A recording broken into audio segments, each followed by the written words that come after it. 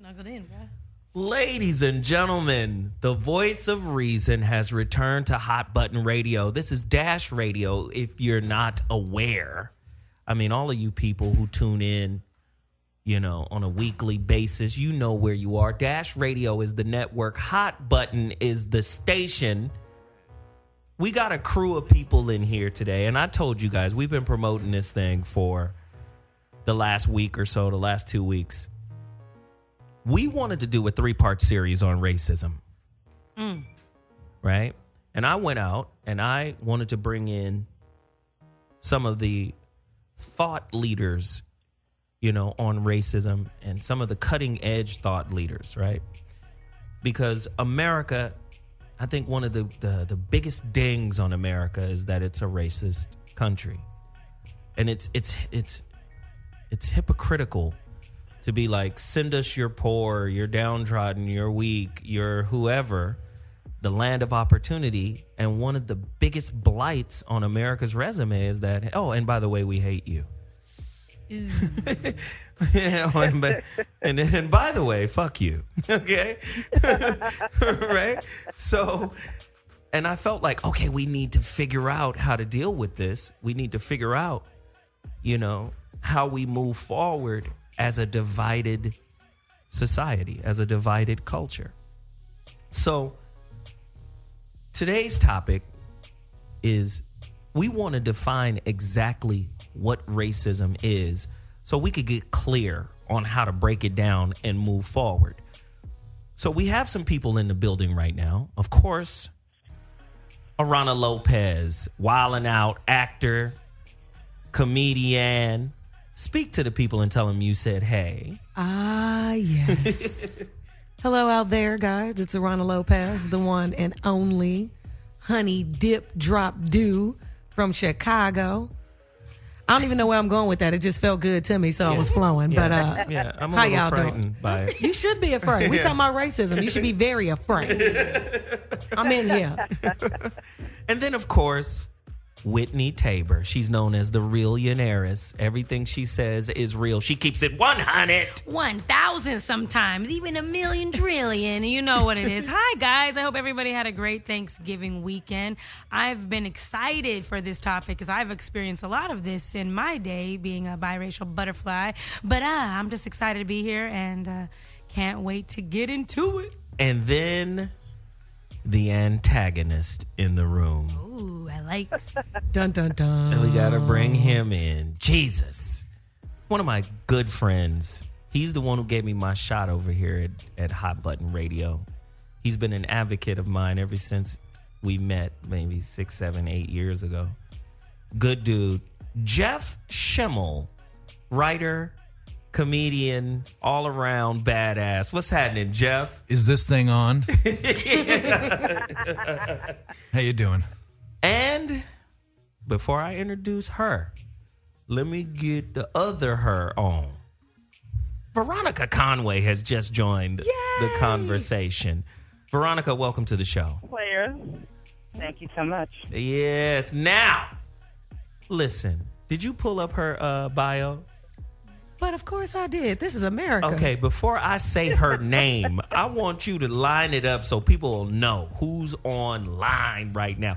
How accomplished, how serious this person is. Don't play no games right now. Who is this? Man, listen, if you don't know, you about to know. This lady is super educated. Do you understand me? She got all the degrees, and then she took the rest of them off the thermometer, okay? Bachelor of Communications, double master in social work, also a master's in clinical psychology. She knows her stuff. She has a PhD in social work. So anything in relation to the human condition, she's already been there and read that book. She made a book, okay, a critically acclaimed, nationally acclaimed book called The Post-Traumatic Slave Syndrome. I swear to God, I went to college. I ain't gonna disappoint you, Joe. Joy, I got you. I went to college. I can pronounce my S's. Slave syndrome. And y'all, she met Oprah. Ooh, there it is. She bad. She working with Oprah. Okay? She met Black Jesus? Black Jesus herself. You get a car, you get a car, you get a car. That Oprah. Oprah's home. She girl. bad, y'all. Okay. So, ladies and gentlemen, without further ado, please welcome Joy DeGruy, Ooh, that rhymes. Professor doctor, all of it. Hello, everyone. Yeah. Okay, so let's just jump right in. I need to know, true or false? We can end racism if white people avoid cultural appropriation. You know what that is, don't you? You know, stop claiming Egypt. You're not Egyptians. Gods of Egypt. That's not you. Just, okay, stop it. Stop buying asses. Okay, asses belong to us. I'm just saying. All right, I got questions, right? When can I jump in? Oh, After Jeff I finish is- asking these questions, Jeff. Okay, yeah. because I'm ready to go on the first one. Are you? Well, let me go ahead, Jeff. Say something about this. Okay. I think, well, first of all, you know my major premise, which is that racism in this country will never be over. Yes. And I think for anyone to think that it will ever be over, they're being very naive. They're also not being honest because they're not admitting to what they themselves feel deep down inside. So that's the first thing. But as far as, this whole don't appropriate from us and then maybe there will be a chance to get rid of racism in this country, really? Okay. Well, then doesn't it go both ways? Like, don't appropriate our culture? Because, for example, last night, I'm watching Real Housewives of Atlanta, and I said to my wife, who, by the way, is not white, Right. I said to my wife, God, why do all these women wear long, straight hair wigs? Why are they wearing them? That's not what they really look like. Why don't they like their own hair? So let's start. If we're not going to appropriate, then let's not appropriate. I'm going to let Joy tackle you. He needs to be tackled, Joy. Go ahead. I'm going to get out your way. Okay, so it's interesting. It's just so amazing that this is a conversation. I was listening to NPR today, and there was a woman talking about who I guess is she's one of those Facebook higher ups, and she was talking about women. And she was talking about the fact that women who are, strong are looked at as bossy, whereas men that are strong and showing leadership skills are not. And then someone said, but when we look at the polls, women will say the women are bossy. And she says, of course, they've been raised in a system, the same system that taught them that women are inherently not supposed to be leaders and therefore should not exhibit any leadership abilities. Similarly, the gentleman who wrote the book Blink, where, you're given a few seconds to place names in certain categories like strong man, black, criminal, whatever it is. You only have a few seconds, and they found that people of color, just like white people, will look at the same biases and stereotypes. Well, I think that when you start looking at something like appropriation as it relates to people of color, we have been thrust into a system, a dominant system, that not only it isn't that you get to look at what we have and we get to share equally, but we have been told for generations that there's something inherently wrong with you. There's something inherently wrong with the way you look, with your skin color, the way you talk, your hair texture. So no one should be surprised that people have developed this aversion for themselves. Probably the best known person that really dealt with this, way before any of us on this call, is Carter G. Woodson, who said that the problem of the educated Negro is that he has been compelled to live and move among his own people whom he has been taught to despise. Okay, As you a know, rule, you know what therefore, though? Here, let me just jump in here. By the way, I have a doctorate too, so I just want to make sure that I'm taken seriously as well. Hey, Jeff, we don't take you serious right now because you're here with us. So here's the thing though. It's so interesting to hear someone say, you know what? We've been told for so many generations to basically not like ourselves the way we are, right? So here you have a white person saying, hey, black person, don't like your hair. Don't like your hair the way it is. Have your hair like mine. Don't dress the way you would dress. Dress the way we do, because that's how you're beautiful. Don't do it your way. Do it our way. And then I'm going to copy what you do. I'm going to like your music. I'm going to do this. I'm going to do that. And I'm going to appropriate the culture that I've told you for generations is no good. Really? Absolutely. Yes, of course. That makes perfect sense. Absolutely. I agree with Joy absolutely. DeGruy. So in other words, you tell people for countless generations everything about your culture, the way you look, the way you act, the way you talk, what you eat, everything is not right. You need to be like us. And now that I've told you that for 300 or 400 years, now I'm going to do the stuff that you do. Okay, because listen, now you got to remember, not only do you get to be white, if you want to, you get to be black. You get to be black. You get to be Latino. That's what's so awesome. What's awesome about that is you're saying white people secretly want to be black. So if white people secretly want to be black, then why are those white people racist against blacks? Veronica? If we're going to talk about white pathology, that's a whole other conversation. We could do that too, please. No, I'm just saying it actually doesn't really make any sense because it doesn't make any sense because if you're saying everything about you's bad, so now I'm going to do my best impression of everything I said was bad, and then guess what? At the end of the day, I get to go back to being white, but you don't. Right. Is that what that's what you're saying? That's Okay, so exactly right. You start looking at white pathology even deeper than that. If you want to really go back to the first generations of folks that came in contact with black people, who were, people like Thomas Jefferson said that we were ugly, we were dirty, we were cowardly, incapable of feeling grief, and yet, he regularly slept with folks that were black. Right. That we were perceived to be these horrible, in some cases, subhuman beings, and yet white men, clearly to the tune of over 600,000 mixed-race children, according to the mid-1800s census. That's how many times they were touching the big black butt that they supposedly thought was horrible. And that's great because so the pathology is what you're talking about. You're trying to say this doesn't make sense, and I'm saying to you, I'm in 100% agreement with you. It doesn't make sense because it is part of pathology. Right, and 200 and almost 50 years ago when Thomas Jefferson was around, he may have said that, thought that, done that, but basically what you're saying is nothing's changed in 200 and almost 50 years in the way white people think, and that's why I started my comments by saying in another 250 years, if we were alive, we would still be talking about this. I think I'm in agreement with you around the issue of trying to undo this whole issue of racism. It'll never happen. Again, it's such a crazy and insane thing. I also believe, just to be on record for anyone listening, that in the future people are going to look at this discussion and those of us engaging in it as though we are backward, believing the earth is flat, because it is going to be considered so absurd in the future.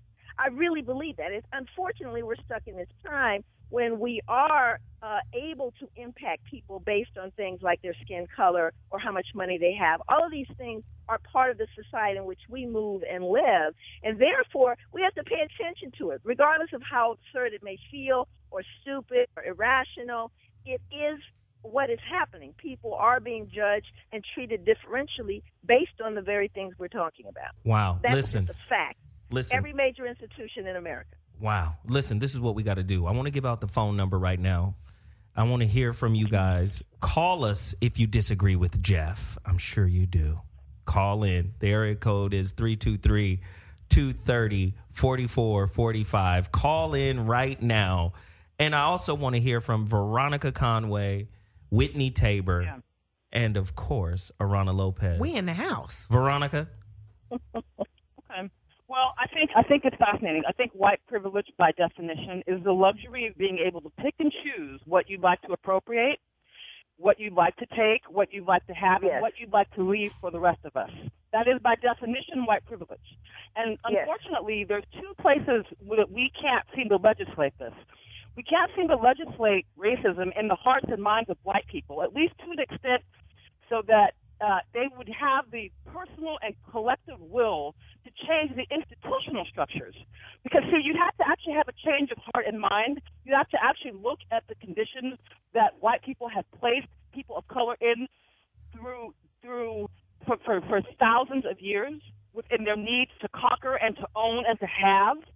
You have to actually shift that and have people have a consciousness that says that we can't do that anymore. We can't do that to people of color anymore. And maybe then you get legislation that would go along with it. But in the meantime, the difficulty is to both legislate the white heart and then to have the white policy follow. That's been the challenge. Wow. Well, you know, there was a poll that just came out the other day. I think it came out on the 24th of November. And I think it was a CNN poll with a university. CNN and some university did a poll, and the answer came back that 49% of Americans across the board think that racism now is worse than it's been for a long time. It's a serious problem. So that means fully half of America across racial lines believe that racism is really a big problem. What that also means is that 50% of America doesn't think that. So you have how do you move the half that doesn't see a problem with it? You know, the people that do see that it's a problem, they're all divided up and feel like they each have their idea of whether it exists, how it exists, what to do about it. And that's why I will keep saying forever that because it's so split and because half the people don't even think it's a problem, it will not change. It won't get better. But everybody does need to admit that, you know, when you open your eyes, when you're dealing with someone, I mean, if we were in a room right now, all blindfolded with the lights turned out and nobody knew who was who, and we were just listening to each other, relating to each other, telling each other stories, laughing, eating together, whatever it is, it wouldn't make any difference until the light went on and we took the blindfolds off. And then everything that I really think and everything that you really think would start to play a part in that. And unfortunately, when I hear people talking about race issues and problems between us, I never hear them say, oh yeah, that's right, I feel that way about you. I only hear them say, you feel like that about me. You don't think I'm as good as you. You don't think I'm as smart as you. You don't think I work as hard as you. But I never hear them say, you know what? When I wake up in the morning, I don't like you. First thing in the morning, when I look out the window and I see the UPS guy coming up the driveway and he's a white guy, I automatically don't like him. I never hear that. Aarona? I think black folks are pretty clear about that. I think black folks feel that all the time.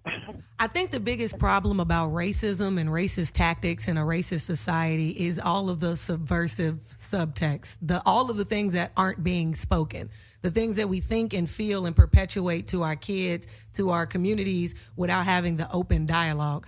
I do agree with you, Jeff, and I do agree with you in the sense of racism is such a complex problem. It's probably something that's going to be around for the ages.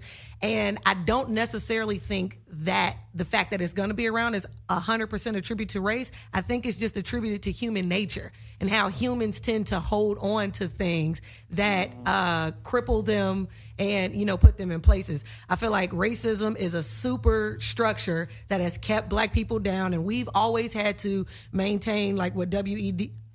Du Bois calls a double consciousness of living our lives in your world and trying to navigate this way for ourselves without no rule book, no plan, but then we're constantly persecuted. Those are like that's a system that you can't ignore exists. Hallelujah. That's not a system that's going to go away so easily for you and your mind and your hearts. But because we're in the system that we're in trying to get control and we're not together, we are divided. There are those people who are, some of them unfortunately are black and don't think racism exists, which is sad. It's like, where did you grow up? But it's an open conversation. There's not enough, you're right, there's not enough honesty being talked about the subject. And there's too much victimization on both sides. There it is. There. Yo, let me just talk about it from an actual standpoint, from being, my mother is black and my father is white. I grew up in a Native American reservation. I was the only black kid in a 60-mile radius. So racism is real in America, but my thing is, I guess I grew up not really seeing it.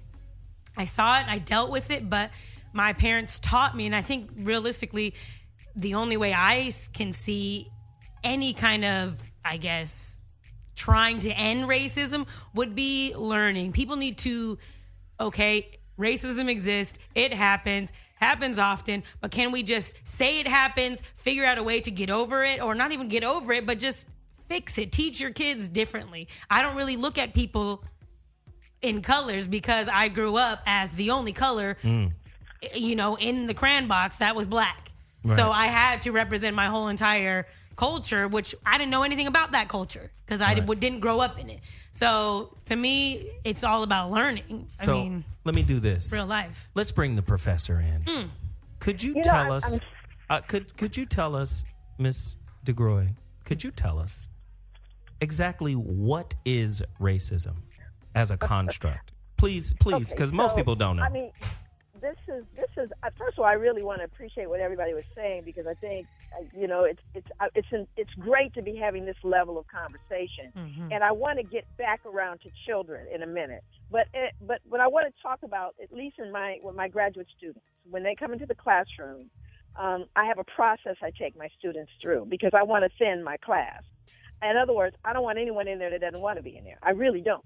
So I want them to go. So I want them to be very clear on the front end what this class is and what it's not. The first thing I have to explain to them is I'm going to be talking about black people every week, not just this week, but next week, the week after that, 10 weeks of all about black people. And that I warn them that it may feel uncomfortable for them as white people because they feel like it's an inordinate amount of discussion around, well, you know, black people. I also tell them I'm going to show up black, too, every week so that we can be very, very clear. I'm not going to be anyone other than who I am. I'm going to come in authentically, and that's how I live. It's a healthy way to be.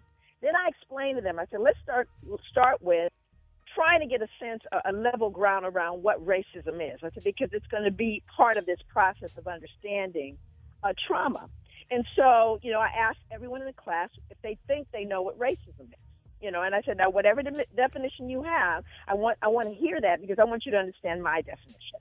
So I first asked, you know, Jeff, do you believe there's such a thing as white racism? They go, oh, yes, we believe there's white racism. And then I'll ask, do you believe that there's black racism? And an equal number of students raise their hands. It's usually the same amount of people. Yeah, there's black racism, there's white racism. I said, so now we're going to define racism so that we can understand how we're going to be dealing with it in this class. So I said, okay, so we're going to first start with white racism. I said, I need you to tell me, everyone just yell out, that when you look at white racism, in what ways does white racism adversely impact the lives of black people in America as an entire group of people? And they start yelling out, education, criminal justice, housing, health care. I mean, it goes on and on and on. I said, great. So I'm writing this down on the board because this is under white racism. Right? And it's a long list. I said, okay, now let's just stop. I know we haven't exhausted the list, but now we're going to talk about black racism in America. I need you to tell me how black racism adversely impacts the lives of white people as an entire group of people in America. And then there's this resounding silence. Usually, if there is a word that comes out, it's fear. But when I unpack that, the fear you feel is because of your own behavior. So let's just first look at how is it that black racism adversely impacts white people. So while a black person may hate white people, may go, I hate you, hate you, hate you, may have parties and throw darts at white people's pictures, it doesn't change your ability to get the loan, okay? It doesn't impact your ability to live where you want to live. And so what it assumes is it's not just that I don't like you, but that I have the power to impact you as an entire group with the fact that I don't like you. That's racism. And that's different. It doesn't suggest that you don't have black people or Latino people or people who just hate white people, hate them all day, or prejudice, but they simply lack the power to impact them as an entire group. So it sounds like racism and classism are somehow retarded first cousins of each other. Yeah, they are. They might be inbred. They might be inbred. Jeff has something to say. Okay, so What, Jeff? No, that's fantastic. If I'm sitting in a classroom and I heard what she just said, I could go along with it 100%. Zoe, I could say that makes total sense. Yes, I could see where people would say and believe, wow, white racism keeps black people from being able to do things. Black racism doesn't prevent white people from being able to do things. It's just their expression of we hate you. That's all that's happening there. But they can't stop you from getting a loan. Okay, now I understand that makes sense. So let's go out of the classroom now and let's go into the real world and let's compare a couple of things that are the same and see if there's the same kind of reaction to them. Okay? Because there was this little kid in Louisiana a couple of weeks ago. His name's Jeremy Martis. He was a 6-year-old boy minding his own business, sitting in his dad's car, and he was shot in the head 5 times and killed by a black cop. And I guarantee you that if I walk outside and go to the first 100 black people I run into in Los Angeles and I say, who is Jeremy Martis, they will have no idea who I'm talking about. Of course, they will know Michael Brown. They will know Eric Garner. They will know name after name after name. Absolutely. They will know Trayvon. They will know Trayvon Martin, and they will say George Zimmerman got away with murder. They will say that. Sure. And they will know the name of, Freddie Gray, who's, the jury selection just started today. So what I'm saying is those are very similar situations. Here's an unarmed Absolutely. 6-year-old boy being shot in the head by a black cop. Now, Sure. why is that not something that people are rioting about? Wonderful. Why is that? Hold on. Wonderful. Why is that Wonderful. not something where there are protests outside the police station in Louisiana? Why is that not happening? I just don't understand why the killing of an unarmed white kid is not a national news story on CNN 24 hours a day. Well, let us answer, Okay. Jeff. Okay, go ahead. But no, see, if it was on CNN 24 hours a day, I would say, wow, you know what? I guess killing an unarmed kid really does mean something. Across the board. Yes, but Everywhere. it doesn't. It doesn't. Are you You sure? know, No, 2 days after Michael Brown was shot in Ferguson, an unarmed white teenager was shot in Utah. Tell me his name. We don't know his name, Jeff. Of course not, because it wasn't on CNN 24 hours a day. President Obama did not send a representative from his White House to that kid's funeral. He did not send the Justice Department investigators down to Louisiana to see if there's institutional racism in the police department that black There cop is came institutional Okay, racism. so- Let her answer this question, Jeff. from. No, you answer it. You're looking at me funny. No, you answer it. I'm gonna want- answer you, Jeff. I want to hear your answer. You're gonna get it, because buddy. let me tell you something. wanna answer You you will not get anywhere in this discussion if we're too nice about it. Look, And that's know, what's I agree. happening right I'm now. happy. yeah. I'm happy to answer it. Go ahead, I'm Joy. happy to answer it. Okay, so there's a couple of things that you have to take a look at. For example, it's not uncommon for one of my students to go, well, my father, he was a candidate for a job, and because of affirmative action, my father should have gotten a job, but he didn't, and black people got it. So what ends up happening is you see that there are white persons. Okay, they can be white persons are affected, but I'm talking about white people. So what you're going to pull out are instances, and I'm not in any way trivializing killing any child. Right. I'm only saying why is it not on CNN 24 hours a day? The same reason why the children that are killed on a daily basis in places, like Chicago. I mean, there have been tons of kids killed and parts, victims of drive-bys. But when there are white children that are killed, and we see all those white children, there is this kind of empathy and sympathy for them. But we don't talk about the children that are killed or the folks that, someone drops a plane, falls, and we'll go, there was an American aboard, as well as if all the rest of the people on the plane didn't matter.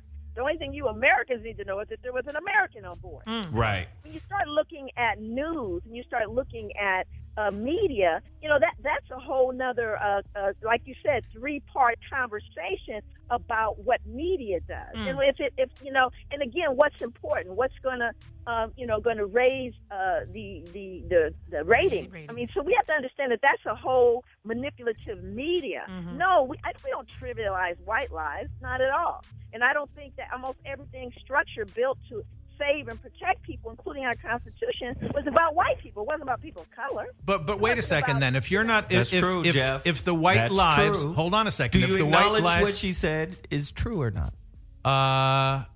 it can be true. But that doesn't even begin to get near what I'm talking about, which is we're not she's saying we're not trivializing white lives. No, not by any means. Okay, no, we're not. And yet we don't know who these victims are. Let me answer your question. And the reason we don't know who these victims are is because it's not that big of a deal politically in this country, which is why you have the President of the United States commenting on a specific criminal case like Trayvon Martin. He's talking about the case before the case even went through a trial. So let me answer your question. But not the white kid in Utah. Let me ask you your question, Right. Jeff. We're not talking about a couple of people. We're talking about if we want to start dealing with raw numbers and why all of a sudden we're going to draw attention to what's been happening to black folks. You know, we have a preponderance of evidence around the numbers and the perpetual killing and oppression. And Right. and I have those numbers too, and those numbers are readily available online for anyone that wants to look at them. So in 2015, if you look at the number of black men or black people, see, of course she hung up because she's afraid of what I was saying. I'm just kidding. No, but Zoe, if you look at the number, you look at the FBI crime statistics, or you look at any organization that lists the actual statistics, you will see that of 400 people killed by police in the United States this year, 96 were black, 300 were white. Mm-hmm. Okay. So is it open season on white men in America? Because 300 were killed, 96 black people were killed. Let me answer your question, though. Joy, let me just deal with Jeff. I don't get it. I just don't understand why there aren't white protesters saying it's obviously open season on white men in America. Let me just, Jeff, let's just keep it real. That is real. That's really real. When it comes to racism in America, if I come back and say, who is the author of the racist narrative, you have to go right back to the source, which is white men in power. There are no black people writing a racist narrative. There are no Indians or Latinos writing a racist narrative. If you look at black people and our response to racism, it's not a response. It's actually a reaction, right? You guys have set the tone. When I say you guys, I'm talking about white men of power. Right. Well, that's not me. You guys have written. Okay, that's not Jeff. All right, okay. Jeff, you do have curly hair, but I'm just saying, white men in power write the narrative. And what is this narrative about? It goes back to the point I was making earlier when I juxtaposed racism and classism. Right? There's some ugly little cousins. Racism is to keep the people divided. Tim Wise talks about this a lot. Those poor white people think because I'm white, I'm with them, the 1% that run the world. The 1% that run the world is like, you're not with us. The fuck is you talking about? You're not in my class. Yeah. Right? But I'm going to use racism to make sure that people at the same level of class never unite. You see, it's a social construct to keep people saying, well, I'm white, so I'm better by default. Right. But you can't underestimate the invisible racism or the systemic racism that regular white people get to benefit from because they're white. And that's why it will never be over. Because unless you put it in some kind of report that you send out to every single person to read and learn about and buy into that whole conspiracy that you're talking about how this was set up, until everyone's willing to buy into it and say, okay, that's all true, it's not going anywhere. Every white family in America needs racial sensitivity training. Ooh. Really? Oh, just like police officers. Okay. The white families do. Yeah. The white because families you guys have the power. Okay, I get it. I understand. Here's why that's important. Y'all disagree? Here's I why that's disagree. important. Here's why that's important. You can never, ever fully empathize with anyone that you don't completely understand their experience. I mean, we do things. It's like you said, until we get real about it and start speaking truth, we're never going to get to a solution. We have to be real about it. If you've never lived your life as a black person, you're not going to even experience the things that go without saying, or the fear that goes without saying, driving in your car and all of that. And, oh, am I going to get raped if they don't like what is going on with my car and use it to search my car illegally? Like, I got drugs on me. I'm a college graduate. I pay taxes. I didn't do nothing to nobody. But I look this way and I didn't do anything, and my look is making me prey to certain behaviors of other people that I didn't start. You know what I'm saying? That's a specific feeling that you have to live to feel. I can sit up here and sympathize with everybody in a wheelchair all day long because they handicapped. My heart goes out to them. I like to believe that I'm a good person. But until I've had my limbs broken and I can't use them, I'm not going to understand the emotional and societal treatment that they get. And that's kind of what's the problem with racism. The shoe is never on the other foot. No matter how much we can say whatever about white people, we're not in that boat, and they're not in our boat. And that's why it's never going away. But exactly. It can go away. Wait a minute. I really do. Can I jump in here? Okay, hold on, ladies. I'm sorry. Hold on Go 1 ahead. second. I defer. Thank you, love. I appreciate it. Whitney, make your Look, point, I and was then we're just- going to get to Joy and Okay. Veronica. I was going to touch on what Jeff's asked a question a long time ago. Basically, why the little white kid who got shot wasn't all over the media. Well, the media is ran by who? And honestly, it's like a community. The community comes together because they're tired of being shot. They're tired of seeing black kids get shot. So the community bands together. If the white community doesn't want to band together to pick Whitney, Wait a are you minute. saying... No. I'm Wait a saying, minute. Whitney, what are I'm you saying- saying these people are not reporting the news, they're creating the yes, news? they're Is that what you're saying? Yes, that is what I'm saying. They are creating the news. No, wait a They want to second. get it going. And I feel Who's- like they're really the people who are in charge of the media are trying to shake up America right now. You see what's going on. They're trying to distract us from whatever else is really happening. I'm about to get real crazy, whatever y'all want to say. But my thing is, if we're mad that the little white kid is shot and no one is saying anything, well, why doesn't the white community come together like the black community and says, you know what, we're tired of seeing these little white kids get shot and no Amber Alerts. Why is there not a Tiana alert? There's an Amber Alert. I don't know too many black girls named Amber. I'm just going to say that, and I'm out. Shaniqua. Okay, but you know what? We need a Shaniqua. If the Daquan media, alert. when you said who runs the media, Yeah. tell me who runs the media. Would you say it's white people? I would say that. Okay, so if it's white people that run the media and white people want to keep the black people down, then why wouldn't they put the story on about a white kid being shot by a black cop and run it 24 hours? Because that would reinforce in the minds of white people, see, black people kill white people. They got cops for that. No, but what I'm saying is, if that's the message that the media, but Zoe, you're not taking it seriously. Because I'm taking Because it that's a seriously. real I can, serious I can, point. I can reply to that. No, but hang on a second. If the media is run by white people Right. and the white message is black people are not as good as we are, they would be showing that story on an endless loop to have white people get angry about a black cop shooting a white kid. Really quickly, Aarona. That's not the game that they're trying to play. The game that they're trying to play is to continually show us in our faces, we can do this to you and nothing's going to happen. No justice will be served and you live here. Wow. That does way more psychological damage Wow. to us Yes. All right. than it does Well, to, raise up your community. I must go. Oh, hell no. And I can always come wait. back. No, wait a minute, Hold Jeff. on. You don't Hold get on. to leave. Hold on a second. I Because just want to Joy tell. wants to respond Okay, but to you. wait a second. I have to tell a quick story, and I have a TV show to produce. Hey, don't run out of here now, Jeff. Hang got on a a show. second. Hang on a second. Let me just tell this quick, and the people that are on the phone, your guests that are on the phone should just hear this, and I will listen to the show when I leave so I can hear their response if they choose to respond.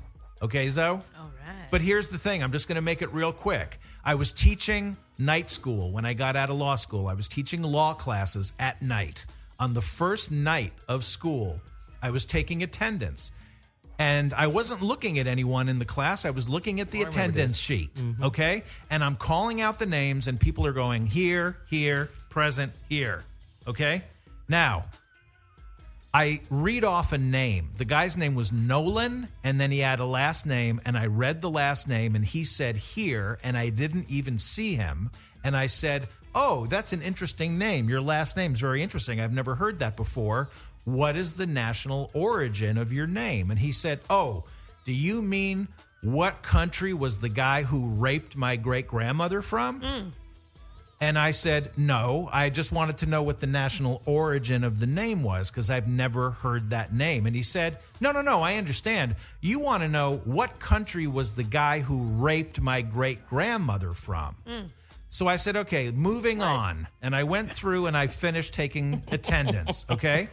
About a half an hour into the class, it was time for me to give. It was a 4-hour night class. Time for me to give them their first break. I told everyone, go outside and smoke, do whatever you're going to do, and I'll see you in 15 minutes. I went outside, and I saw that student, and I called him over, and I said, I just want you to know something, Nolan. My family came to this country in 1949. So that was, and this was in the 80s. Less than 40 years ago is when my parents came to this country as immigrants, basically survivors of concentration camp in Germany. And I said, my parents' families were not here for the Civil War. They weren't here before the Civil War. They actually came from a landlocked country in Eastern Europe that had nothing to do with the slave trade either. So you're getting very upset with me about someone who raped your great-grandmother. It's got nothing to do with me, and it certainly has nothing to do with bankruptcy law, which is what I'm teaching tonight. And he responded by basically telling me, you're white, you're in this country, and right at that point I stopped him and I said, Nolan, you need to transfer out of my class. And the reason you need to get out is not because I don't want to teach you. It's got nothing to do with you. What it has to do with is I don't want to get called in at the end of the semester and have you sitting there saying, you didn't get an A because I'm white and you're black. I don't want to go down that road with you. He said he was going to pull the race card on you. Yeah, well, but he was pulling the race card on me when I was taking attendance, Zo. Okay? Yeah. So what I'm saying is I could not have had anything to do with this guy's family history in no way. But he carries with him 24 hours a day waiting for an opportunity to attack someone like me who has nothing to do with anything. But I will end the story with this. There are infinitely more white people in this country walking around with that same attitude and that same approach. I'm not saying that what he did is not being done to millions of black people every day. It is. And it obviously is, right? But he did that to me. That's my experience. I can empathize with people that get that kind of fucked up response on a daily basis. I do understand it. But because people are not willing to say this stuff to each other's faces, like we're doing right now, this is not going anywhere. But Jeff, let me just say this. That was a great point. Great story, great point. I knew it. But let me say this too. Because what happens is we tend to make points in a vacuum. Exactly. Without context, right? That's a great point. But if you put it in context, the people that were brought over here for slavery, what they went through, you don't think that has a lingering effect, you know? Sure. Generationally as you go on? Absolutely. And let's not forget the creation of the Ku Klux Klan to make sure that the 4 million freed slaves in 1865 couldn't vote. Let's just create the first terrorist group ever in the name of Jesus. Let's just do that. But so, you understand what I'm saying? Like, what happens is you make a good point, and the point is, hey, I wasn't there. I wasn't participating in any of this, but that doesn't mean you don't participate in the benefits that came from that. Right. Yeah, so but look at the slavery. Look at all the insurance companies that made money off of slavery. The black people didn't get no money back from that. But see, unfortunately, but there are a lot of rich white people chilling. Like, unfortunately, what you just did, even though you said, yes, it's a good point, it is. You just basically shit-canned the point. No, I said it's good in a box. Because what you ended it's good up, in a vacuum. No. What you ended up saying was, but you can't dismiss the effect, the lingering effect. You can't. And because you cannot dismiss the lingering effect, this is not going anywhere. Yes, it is, Jeff. It's No, going to go somewhere. because there is no time limit. There is no expiration date on the lingering effect. As long as there's somebody who can go back and say, my great-grandmother told me a story, and now I'm 80, and I told my children and my grandchildren and my great-grandchildren that wait story. a minute, Jeff. And now they're going to carry that forward. Hey, Jeff, we're brothers. Let me tag in. Like a black Yeah, I like man to say- and a I'm Jew, tagging in. I a wanna black hear what man and a Veronica Jew. gotta say. When a black and a Jew get together, they have a bluish baby. Blue. Right? I can't. So my point being, Jews got their just due back Oh, true. through reparations from Germany. There are countries all over the world still paying Jews back. Hey. All I'm saying is to say, hey, let's not pay attention to that anymore. Let's move forward. We're a different society. When other people are getting reparations who went You through can say it. what black people would consider, okay, You can say it. how long was the Holocaust? That was an ugly time. 6 million people died. No, 11 million. 11 6 million? million Jews, 5 million non-Jews. So murdered. now, murdered, right? So Right. now look at the going across the sea with the sharks following the ships. How Right. many slaves died? What is the estimate? Upwards of 100 million? It's a lot of people. So at Yeah. the end of the day, the same people who are considered, we have your best interest. We're not the same kind of people. We've transitioned from that belief system. We're different. But no, we're not going to give you no reparations. Right. Well, first of all, Slavery I never is said dead. that. I mean, racism is dead. Really? I never said that. I never said people change the way they think. What I am saying though is that lingering effect will last as long as people are breathing, thinking, talking, telling things, believing things, and that's what people do, and Right. that's why it's not going anywhere. So before because you leave- Nolan Wait. didn't know his great grandmother or the guy that So raped her, before you leave, but he was talking about it. that doesn't mean he's not benefiting off of great grandmama's plot. But before you leave, Whitney, Joy, and Veronica are gonna ream you. You know what's crazy? Whitney, Can I just start. say, okay, I'm going to start the reaming. First off, I wasn't even going to ream you. Ream Actually, him. I was going to say, what I was going to say was, I kind of get where you're coming from. I kind of get it because my father is also a white man, but my dad is not a white Jewish man. My dad is a white dude. He don't even know where he's from. He's basically a black. My dad is a white nigga. That's what I call him because what? N-word, whatever. See, whatever. appropriation again. Wow. There it is. I said it. Go ahead. I can say it. Is that it? No? Anyway. You can say half of it. So I love it. My father has said things like this because he grew up in, Oklahoma, and he's a white kid, but he's a poor white kid, so he grew up with all the black kids, so he feels like a black person. He said, I grew up exactly like a black person, but he's a white person, and he gets banged on, that's what I would say, because of his skin color. People, Chris Rock is banging on jokes and this and the other because of his skin color. So it's kind of almost a reverse effect. I get it. Black people, we've been done wrong, but I feel like turning around and making somebody else feel shitty isn't gonna help much. That's from my perspective. Aarona. I want Veronica to get in first. I was waiting to hear her. Yeah. Well, let's go, Veronica. Thank you. Okay. So this is the challenge about how white people get programmed on this planet, is that we program white people to think about their individual scenario versus the institutional scenario that they benefit from. And so white folks have the luxury of externalizing their oppression on the planet, and black people are left with having to internalize their oppression as a reaction to white people. So what happens is, so the European traveled the earth, taking land from other people. That's the root of all of this, was really greed about the land and the resources. Then in this country, the prison industrial complex, the beauty industrial complex, the religious industrial complex, the housing industrial complex, all backed by guns, military, and cops to keep what was theirs, and to keep us away from it. But what they've done to the average white person is they train them to disassociate themselves from the larger institution from which they participate in and benefit. Because I promise, if white men had the consciousness to get together and change this motherfucker, they could. they don't, because they've been trained that they are immune because they didn't do it individually. So at some point, white folks are going to have to look at the havoc that has been wreaked on planet Earth in their name for their greed and deal with that. Joy, finish him off. Finish him. Sounds like Scientology. That's what it sounds like to me. Xenu. That's what it is.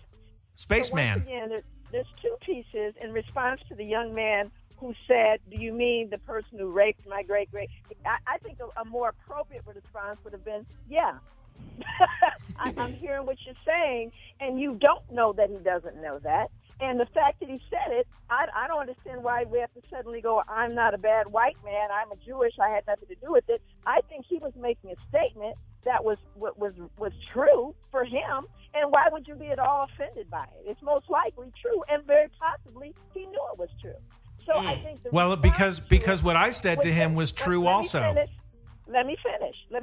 And the fact that very often when we start talking about generational stuff and people holding on to things, it's just so interesting that we can hold on to Holocaust, but we can't hold on to slavery. We can talk. Who doesn't hold on to slavery? I hear about it all the time. Who doesn't hold on to it? Here's the difference. We do get marginalized, Jeff. I dare you to go ahead and paint a swastika on something versus hang a noose, which is considered a prank. But you paint a swastika. Jewish people get serious about that because they know what it means. I'm not mad about that. I think that's appropriate to honor one's Holocaust, to make certain one's children understand upon whose shoulders they stand. And I think that what was said about the institutionalization of this, we're not talking about individuals. We're talking about every major institution in America governed by this white supremacist perspective of things, which, whether you like it or not, benefits white people. That's a truth. And so it's not about whose is bigger or whether I got you're being mean to me. We're talking about at the end of the day how I am able to move through the world as well as my children and those yet to come based on systems that white people created for white people. That's just true. I'm not upset when somebody tells me or when I talk with Latino people and they talk to me about the experience of being in this country and the being considered second-class citizens. I'm not offended by that. I think part of what we have to do, contrary to what you did with that student by telling him you're going to use, assuming he's going to use a race card, when he basically asserted a truth rarely said. And again, maybe you don't know what that name evoked for him. But the bottom line is you get to use your power as a white male to remove him because he caused you discomfort. Really, that's a nice way of looking at it. What I would say is the guy demonstrated to me before I even saw him. Like I said, I was only looking at a sheet of paper. I didn't know any of the people in the class.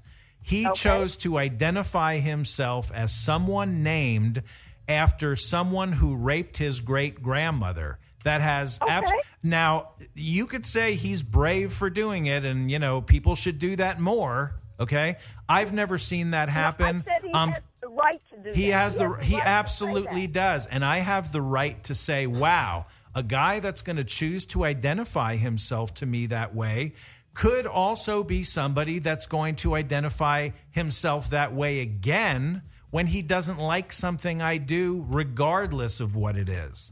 And that's why I told him, you know what? As a white male, yes, I used my power to tell him, drop out and take this class from somebody who is fine with it. I'm not setting myself up to someone who demonstrated that that's the way he thinks. And that by the way, I hate to say this. What did that have to do with you? Well, the fact that he said that my name, for example, my name DeGruy is French.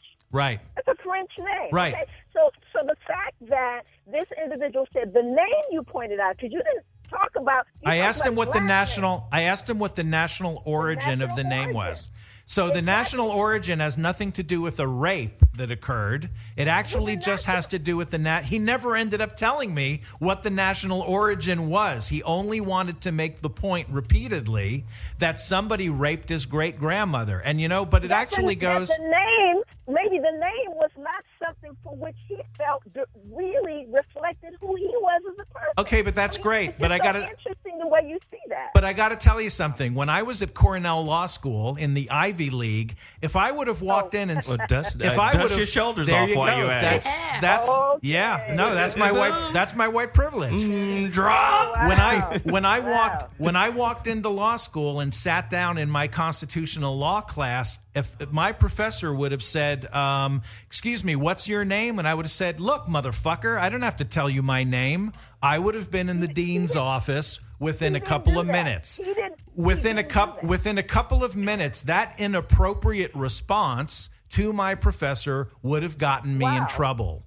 Yeah, And but that was not what he did. He didn't use profanity. no, he didn't use stated profanity. He facts just about refused himself. to answer the question, but instead wanted to tell me about his great grandmother getting raped. Can I jump in real quick? or That's maybe the you that's could the just breakdown say- right there. What we're doing right now is the breakdown right there. The point that they're trying to argue and the point that you're trying to argue are two different points. But this is what we all got when you said it. We all got it universally without you explaining. We got that he was making a crack, but you didn't feel that way. Because instantly there's a different filter that you're looking at the situation. If he was a white boy and said the same thing, you would have been like, oh, he has dark humor. And that would have been the end of it. Actually, no, I would have been just as confused and said, You would have been confused. If I'm asking you but here's the thing. When he said, no, you want to know what country the guy who raped my great grandmother was from? And I said, no, I really wanted to know the national origin and the name. And if he would have then said, oh, well, it's Scotland, that would have been the end of it. But he kept going with it because he wanted to make a more important point. That's what he wanted to do. I got it. And I I totally wanted to make get a it. point too. I get your make your point. point. Go make your point to not somebody personal. else. I totally get your point. Your point is he took that situation too far.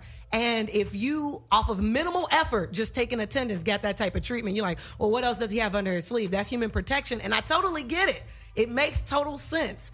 But what they're saying is, from his perspective, he's also looking at you like, I pay tuition to be here. I know that's right. That's my last name. Right. I don't really care. Black people don't think about their last names. We Nah. don't give a damn. He did. He sure did. We got that. But check, this is what I'm saying. The dark humor. How the humor isn't even the same. He probably looking at you like, who cares? Like this, I don't give a. It's not my name. The dude who raped my grandmother. And then you're like, yeah, I know, but really, where is it? He like, dude, who cares? But instead of him going, dude, who cares? He's just still pushing that. Like, dude, are you aware? Here's You're my talking to question. a black person. Hold on, Are hold on, you Veronica. aware? That's where we get our last names from. If we're not like Islamic and we just go and change our name to X or Muhammad or whatever, that's how we get our names. There's no Guess other way what? to get our names. Okay, here I got to say this, and I got to go. No, you can't leave yet because Veronica has something to tell you. People are looking for me, but hang on a second. People are looking for me. They're walking by and waving. So Hey, here's the thing. You wait for Veronica. Here's the thing, okay? You know where I got my last name from? So now you told me I never consider where a black person gets his last name from. No, I actually have considered it because I have noticed over the years that there's a lot of very similar common names, and I do know the story, okay? But do you know where I got my last name from? Where? Zoe, you know where I got my last name from? Where? No, I don't. My ancestors, not going back very far, not as far as yours go back, okay? My ancestors changed our name to a German name so that they would not be persecuted for being Jewish. And it worked so well that That's great. my parents Wish we both could've ended done up in concentration camp because the name didn't mean anything when it came down to it. They looked at birth records, marriage licenses, stuff like that, and that's all that mattered. My dad was the only survivor from his family. Everyone else was murdered upon arrival. They were gassed and burned, and that happened 70 years ago, right? So yeah, I tell that story now, just like people can tell the story about their Absolutely. great-grandmother. But I don't hold anybody today responsible for that. So in other words, if I go into a German deli today and I want to buy some pumpernickel, I don't say to the person behind the counter, you know what? Your great-grandmother gassed and burned And you know my what? great-grandmother, And that's a great- motherfucker. and that's a great Give me point. that salami for free. That's a great point. But what if that motherfucker who owned that deli, was the great grandson of Hitler himself? I wouldn't know that, just like this But guy what, didn't but know what if he anything shared either. it with you? What if he Then shared how it? would you feel about it? Hey, He didn't accuse you. no. What I'm Would saying. you buy the pumpernickel? I'm not buying it. You know what? If I was hungry, I would. I'm saying I'm hungry too. Look, I'm hungry. And now I know you would leave. You'd be like, okay. Give me the pumpernickel. It's actually great. I want to hear the answer, as Albert Popwell said in Dirty Harry. I gots to know, but I also gots to go. Yeah. Let me you just gotta say go. this. Jeff, we appreciate you coming in and For being sure. the I'm antagonist. trying to help. Hey. Thank you for letting me be here. Yeah. I'm trying to help. You know that I'm trying to help. I know. Okay. But you got to mix it up. We got to mix it up. I like You it. can't Gotta be. mix it up. There it is. Can't I be love too- it. And these ladies that are on the phone, Yes, Veronica. are they ever going to be and here? They got to come. I would love for Joy to come here. I mean, she's very busy. Well, where are they located? Joy, where are you located? I'm in California. She's in Cali, and so is Veronica. Okay, so let's do this in person. We Let's go should. face to I think face. so. Yeah, let's video Let's that. do Record it. We get love a it. camera All right. set up. Anyway, I hope that no one got too upset with what I had to say. I I hope knew they you were going did. to come in here and do that. No, Jeff. but Not it's at all. it's I hope all they in did. the spirit of trying to get to the bottom of something is. because I have a 22-year-old daughter who you know, Zoe. I think Yeah. Yeah, yeah. you've all met her, right? Yeah. She's biracial. Yeah. I'm afraid for her going forward because Right. things are not better and they're not getting better. Right. And I fear for her. So Yes. anyway, There We it is. appreciate you, I'll be brother. back. Thank you. Yes, All right. thanks, Love Jeff. you guys. All right, take care. And see, Jeff was instrumental in my plans because, we've had these conversations before, and it's important that we get that side of the coin, right? Absolutely. It's important that we get the contrast because what I didn't want was a pity party Nope. and a blame game kind of party. You know, I think I always say this, Joy, and maybe you can check me on this, and Veronica, you too, before we go to break. I always say diversity is part of racism because when we're seeking diversity from a racist society, all we're doing is asking from the society. It's like asking the Wizard of Oz for something, right? And then we pat ourselves on the back when they make space within this corrupted society. Exactly. Now, Krishnamurti, my favorite philosopher, said it best to me. He said, it is no measure of health to be integrated, to be fully integrated into a sick society. To me, racism will always exist if two players are on the board. One player has to buy into victimhood, Come on now. and then the other player has to buy into a false sense of power. See, white people have a false sense of power. This our shit. Y'all niggas is visiting. We get to behave whatever kind of way. Y'all niggas y'all on a passport in this motherfucker, right? I mean, and me and Jeff, we had these conversations all the time. And I said, Jeff, you need to bring your ass in here to the show and face up to some of this bullshit you be talking, right? And I'm glad Veronica, Whitney, Aarona, and Joy, I'm glad y'all cornered him on some of We that. had to. But it's important that we have this kind of dialogue. Like, Absolutely. listen, if you guys want to call in and ask questions to Joy, you can do that right now. Veronica, Aarona, Whitney, we're all here ready to field some of these questions. The number to dial is 323-230-4445. Once again, the number is 323-230-4445. We're going to take a quick break, but when we come back, more questions, more answers, because we got to deal with racism. We got to do it. We got to get it. Listen, Let's go. what is it, 2015? It's 2015. Oh, 2016 already. It just, I mean, Jesus, it's time. Can I say this before I Say go to it. break? Say that. Racism won't end until white people say, you know what, we use We this messed shit. up. This our shit. My bad. This is Say our my shit. bad. The honesty. This is our real religion. Our real religion is racism. We keep this bullshit going. We just keeping it Yeah. lit. Now, white people ain't gonna say that. They ain't gonna This say is it. why Jeff is so adamant about ain't nothing gonna change. Because white people are not gonna just come out and go, you know what, fuck, I've been BS. I've been winning too long. I've been winning. Yeah. I've been winning too damn long. My family been winning too long. When you look at the stat that just came out that said 5% of African American households have $350,000 or more. Only 5%. That's nothing. How in the fuck are we the number one consumers in the world? Exactly. And then the flip side of that is only 5% of our households have $350,000 or less. On the low, they playing us calling it Black Friday. Right. Taking our money Friday. Like, how you not? I mean, that kind of stuff just blows my mind. Don't even get me started on how this all I falls know, into I know. sociopath behavior. Ooh-wee. And Joy, I know you're gonna back me up, sister, because I done seen them degrees. You know. Sociopaths deny everything. They admit to nothing. Nothing. They will not accept the responsibility of actions. How about it? How about Everything is a You know. delusion. What do you mean? What are you do saying? you mean? What does that mean? What are you saying?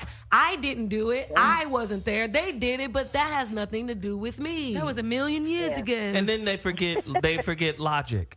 They forget logic Yes. and reason. First and foremost, you can make an isolated great point.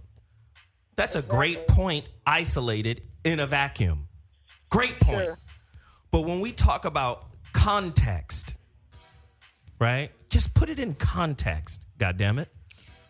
You know, if we look at the numbers, Look at him. if we just look at the numbers, Yep. 2 million black men in prison, It's a lot. 50% of the prison population. We only make up 13% of the population of the United States, but we make up 50% of the prison population. And remember, Come that on. 13%, it's only 6.5% that are male. How about that? And let's You know what really I'm get saying? into the point that nobody wants to bring up. That might have been one of the few white people that little boy, or stop making him little, that boy, I'm imagining that we in school, that boy came in contact with. That's my point. Like, white people always assume they're a part of our experience, and they're not. Exactly. And we're not always a part of theirs. Friends existed with no black friends on the show. That's Right. in New York. They can be in their existence, and they don't have to interface That's the and deal. interact That's right. with this us. is why I come back to the point that he was making. Like, Exactly. you trying to make a point in a vacuum. You don't know how many white people he's interacted with throughout his life. Right. You have no idea. Right. Because it is totally possible for us to grow up in our neighborhoods and not really have to interact. And when we do, it's usually a negative situation. Listen, We're my taught- uncle we're told me taught. this. If you a black man or woman and you young, successful, with no kids, by default, you're a sociologist because you've learned how to navigate, right, through this fucking Sure. maze of a matrix. You've learned how to navigate through it and not get tripped up. Now, what do I mean by tripped up? People be acting like there ain't no trip wires out here. There's hot. When I tell people to go do the research on stereotype threat, this guy out of Stanford did the research. He talked about how all ethnic groups are 4 years behind white kids at every level in the education zone. 4 years behind.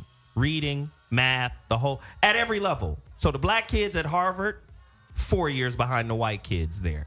Asian kids? The Asian kids are the ones who mashed. Because, again, the stereotype threat wasn't directly related to their ethnic group. So anybody with stereotype threats, pick it up, just like you mentioned Malcolm Gladwell's book, Joy, Blink. We pick up the bullshit in the test spiritually, energetically. Like, oh, wait a minute, this is talking about my people. Wait a minute. Negatively. Well, I guess I'll do bad on this test. Just unconsciously. These white people, you trying to tell me that was done by accident? Nope. Standardized And- testing? You think that was And just... You have to also know that white people really do, you and I have talked, but the whole idea of the pathology that was passed along generationally through them. And that basically is we're the good people. So therefore, the first thing that white people say whenever you confront them with the truth is this simply can't be true. They deny it. And because it's packed in their genes. You understand? This is in the DNA. They really don't see a connection with 339 years of unpaid labor and their privilege. How could you not see 339 years of unpaid labor, free labor, and you don't believe you've got privilege? I mean, and again, you don't get to, like I said, I really was sad for what he did with that student. I really believe as a professor, that was totally inappropriate. Well, it was a teachable moment that was missed. Absolutely. Absolutely. A learnable moment. Really. How about that? How about the it? student had something to teach him. That's what I And mean. again, Yeah. he got all inside his feelings as a white male, and this song wasn't even about him. Woo! Word. Listen, we went an hour and 10 minutes straight. Let's just go on and take our first break. Can we take a little break? And when we come back, we go into the callers. We want to know, how in the hell are we supposed to end racism? It is 2015. 2015 is almost over. How do we end racism moving forward? These kids going to be born into this world, and it's getting crazier and crazier. We'll be back in 2.2, The Voice of Reason. It's crazy. Yo. The Voice of Reason. Hello. ZoWilliams back in the building. Oh, my God. This is crazy right now. The phone lines are on fire. What is that little feedback I'm hearing right now? Is that my headphones? Yes. Thank you for turning down the extra noise. I appreciate it. Listen, you just tuned in to The Voice of Reason on Hot Button Radio. That's Dash Radio. I'm here with incredible thought leader Joy DeGruy and Veronica Conway and Aarona Lopez and Whitney Tabor. And we're trying to tackle part 1 of our series on racism. All this week on The Voice of Reason, we'll be dealing with racism. Tomorrow, you guys are going to hear my interview with X to the Z Exhibit. He's going to be talking about his experience in the music industry and racism. And the whole purpose of this thing was, how do we get rid of it? If racism is a cancer, how do we cure it? Mm-hmm. So Joy's here. And Joy, before we go to the calls, because the phone lines are jammed, Joy, tell me, how,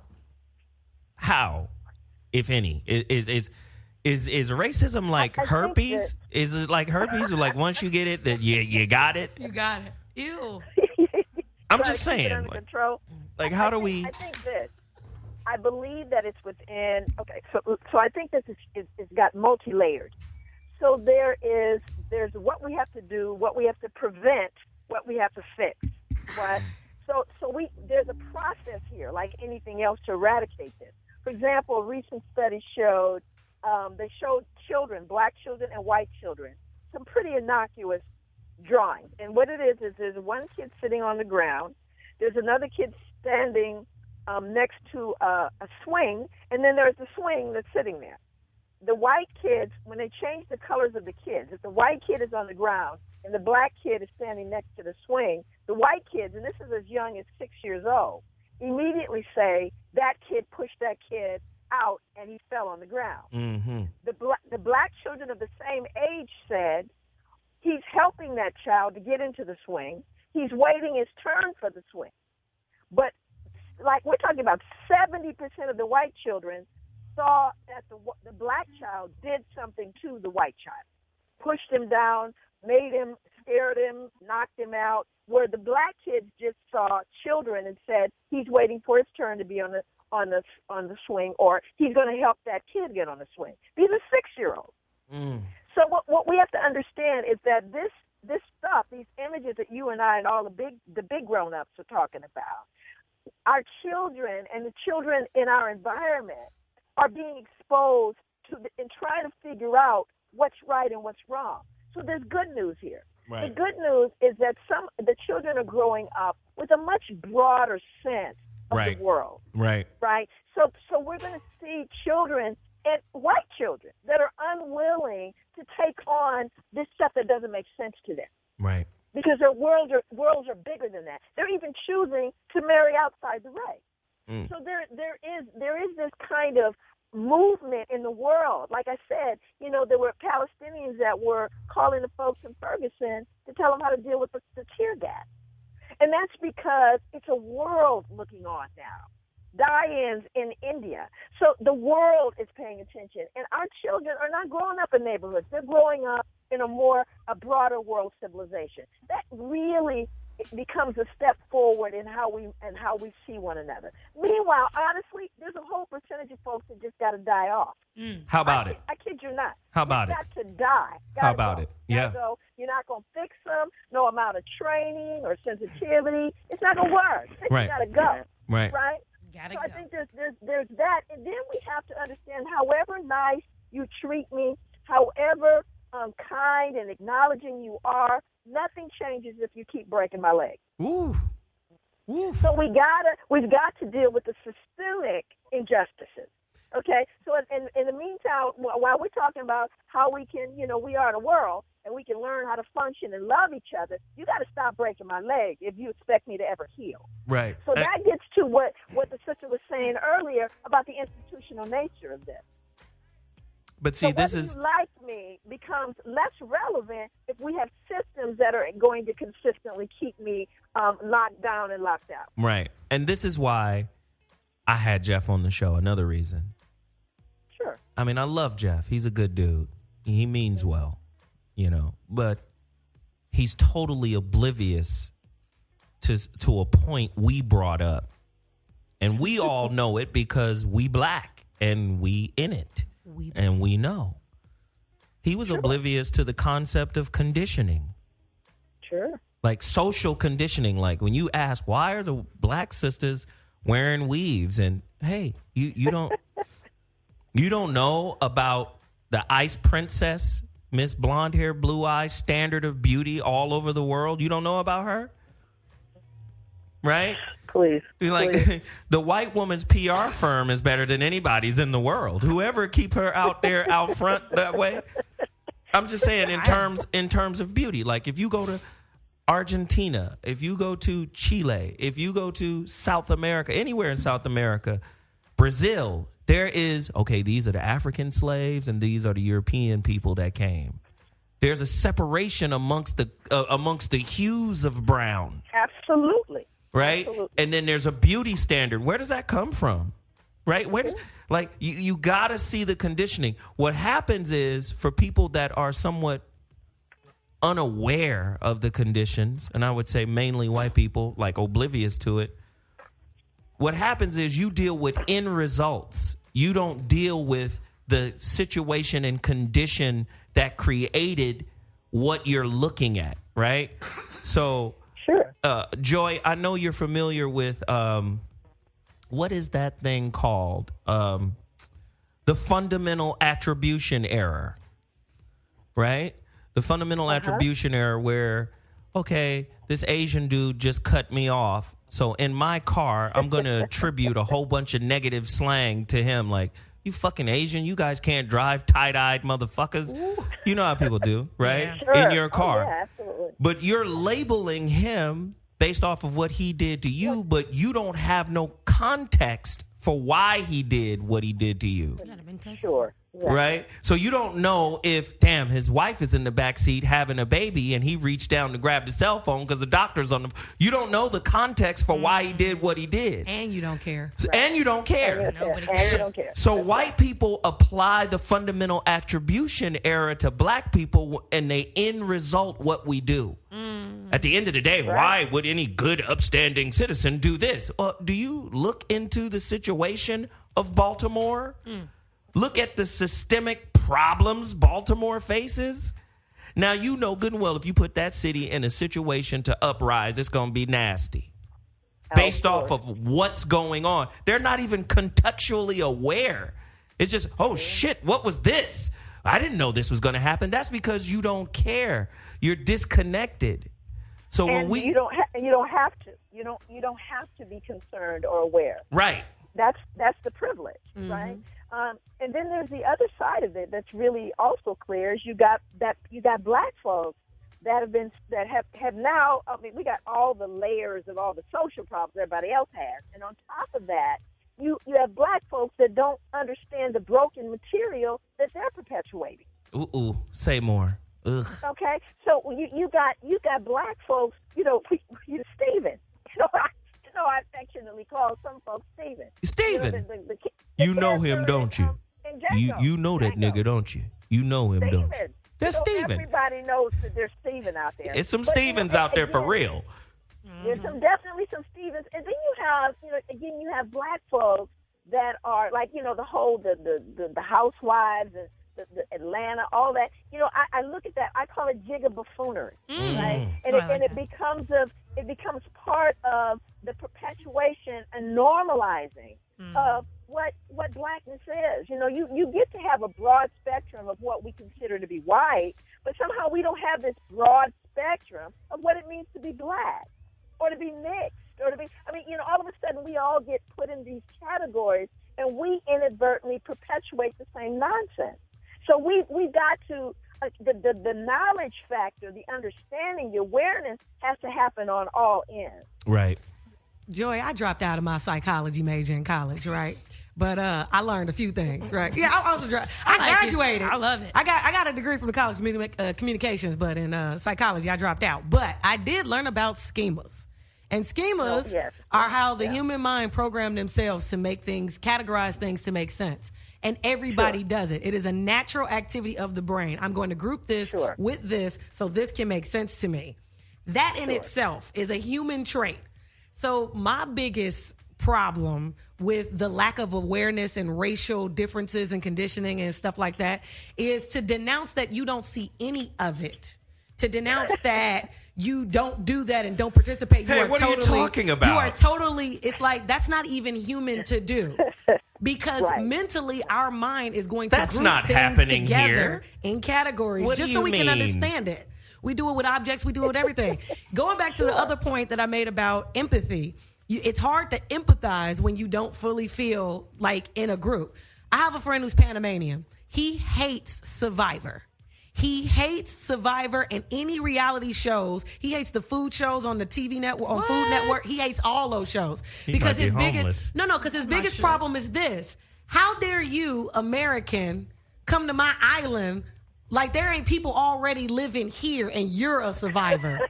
True. How dare you? We got a government. We got jobs. We paying taxes. We doing all of this, and just because this island is so quote unquote exotic to you, because you're not familiar with it, because you don't have the tools it comes to live here, because you wasn't raised here. How dare you take you and your TV cameras, so you're not really surviving, to come down here and live in my land or in my town, and that makes you a hero. Wait, and you're gonna get $1 million while everybody around you is in poverty. What you guys need to understand right off tops is the white man is ground zero.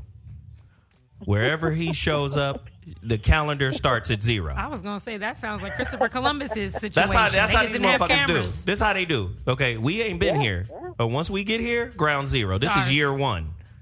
No, nigga, this is year 7,842. Nigga, I just got here. It's that exact mentality. It's happening with reality shows. Hold on, I just got here. Goddammit, this is year 1. I mean, my grandmother. Now- My grandmother is. First, I've heard stories from my grandmother, who is Macaw from Washington State, Native American, born and raised, 100% Native American. When she gets here, she told me straight up, yo, I used to get beat for speaking my own language. She's still alive. My grandma's 84. Shout out to my grandma.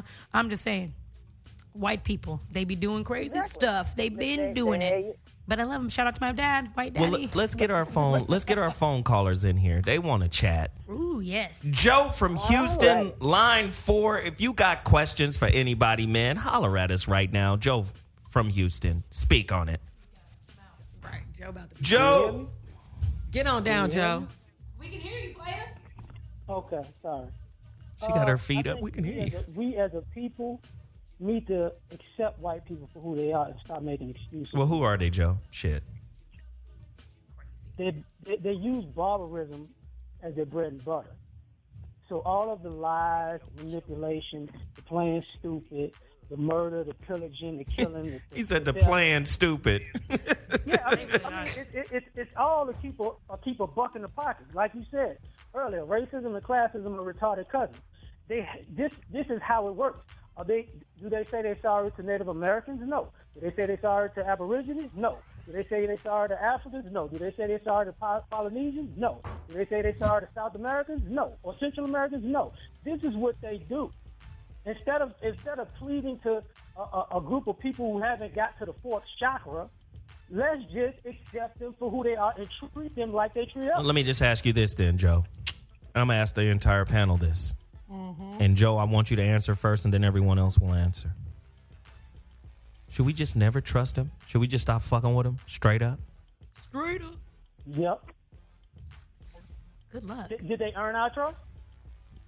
Do they fuck with us properly? I love it. I love the honesty. This is what the phone lines There are it for. is.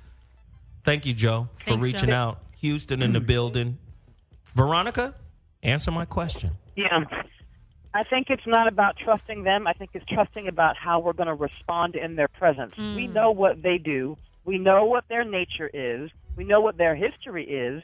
Even if they play crazy and pretend like it's not their history, and you can put facts in their face about the institution of white supremacy, the religion of white supremacy on this planet, and they'll go, "Oh, but I have a situation where this guy did this thing and it made me feel weird."